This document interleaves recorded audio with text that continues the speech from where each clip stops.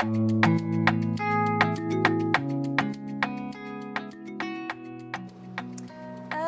think as a child I've always drawn, but particularly I was really interested in lettering and packaging, sweet wrappers or tin design. I always loved drawing, but I knew I wanted to go into something that was, I didn't know what graphic design was, but I just loved looking around me at menus, tickets, posters, it just seemed to be everywhere, and particularly lettering. I didn't know that it's called typography at that point, but yeah, I think that's what inspired me, just that there was just messages everywhere.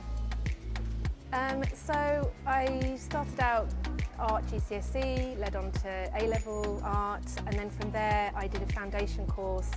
I was going to go down either law or psychology route, but I decided I wanted to go with this creative pursuit, even though it wasn't always advisable to at that point. But I thought, let's go down the creative and see what happens. So I did a foundation course at Chelsea College of Arts, and that was where you explore different medium, maybe architecture, fashion, and that's when I became more exposed to graphic design, and then understanding that there's a route to express yourself visually, but also to try and convey a message, to communicate something. So design isn't just decorative, but it has something to say.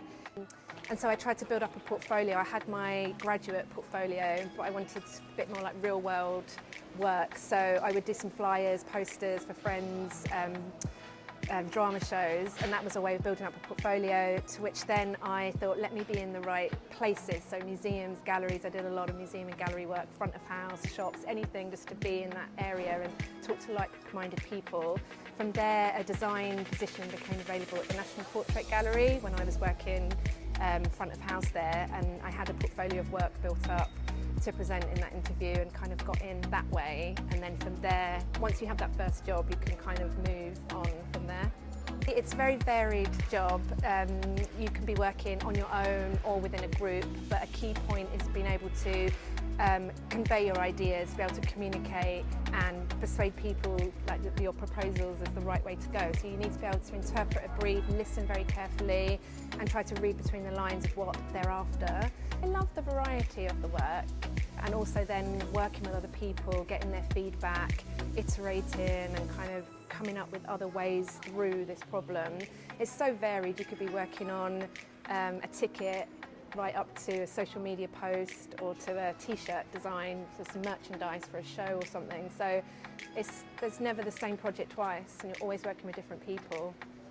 Challenges could be anything from the outset of the project, getting the brief honed down with the client, making sure you're on the same page, managing their expectations, and also managing your time. You could be working to tight deadlines, tight budgets. You need to be very flexible with receiving feedback and not taking it too personally, but using it to move on and keep iterating new drafts and ideas. So being flexible. One piece of advice, I think just keeping curious and open-minded, not being afraid to work for free initially, just to like establish yourself or build a portfolio. Not something you want to be doing long term, but making some sacrifices perhaps at the start to get somewhere, get your foot in the door, being in the right places around like-minded people, being open and sharing, being curious and seeing that you can take inspiration from anywhere, really. It doesn't have to be strictly in your field. It could be from music, film, anything from a menu, you know, just being open-minded, I think.